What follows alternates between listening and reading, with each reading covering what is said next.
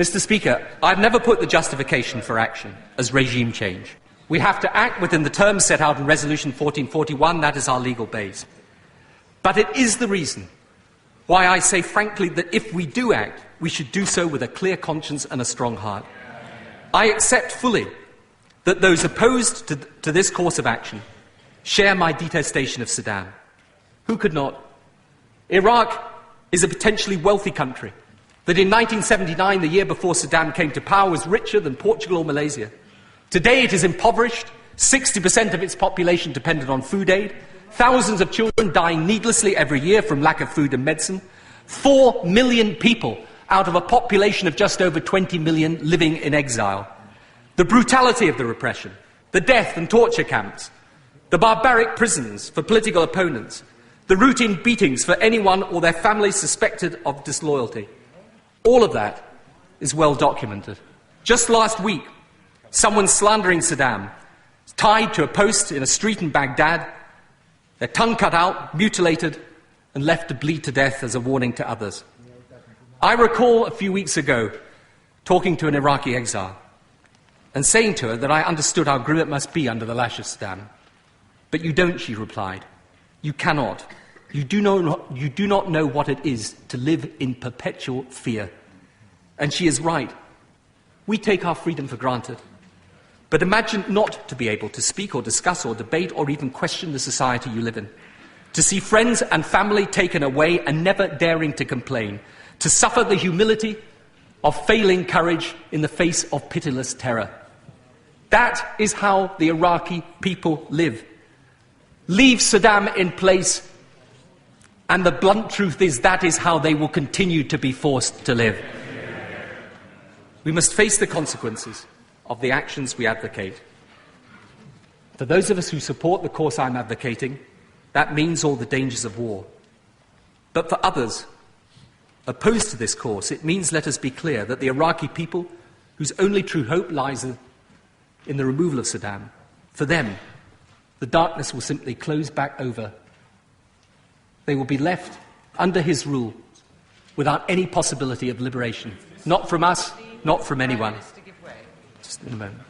And if this House now demands, and this is the choice before us, if this House now demands that at this moment, faced with this threat from this regime, that British troops are pulled back, that we turn away at the point of reckoning, and this is what it means, what then? What will Saddam feel? Strengthened beyond measure.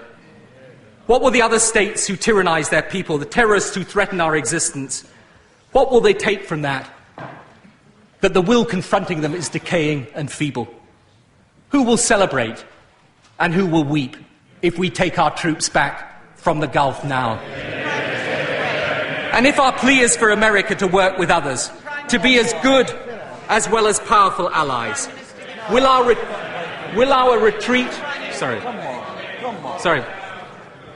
If our plea is for America to work with others, to be good as well as powerful allies, will our retreat make them multilateralists? Or will it rather not be the biggest impulse to unilateralism that we could possibly imagine?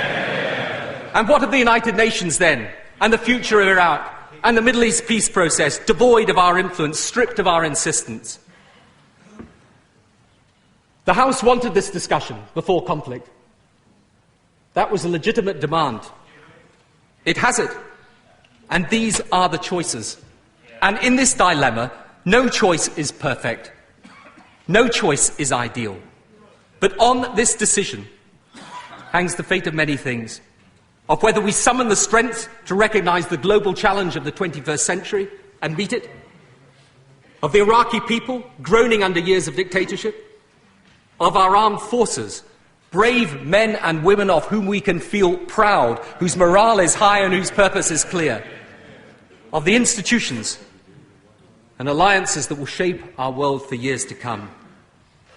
To retreat now, I believe, would put at hazard all that we hold dearest.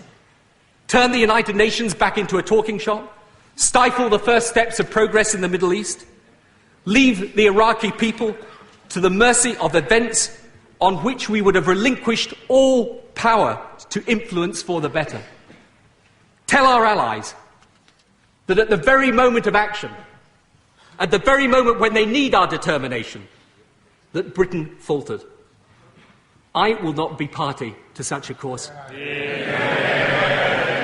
This is not the time to falter. This is the time for this House, not just this government or indeed this Prime Minister, but for this House to give a lead. To show that we will stand up for what we know to be right. To show that we will confront the tyrannies and dictatorships and terrorists who put our way of life at risk. To show at the moment of decision that we have the courage to do the right thing. I beg to move the motion.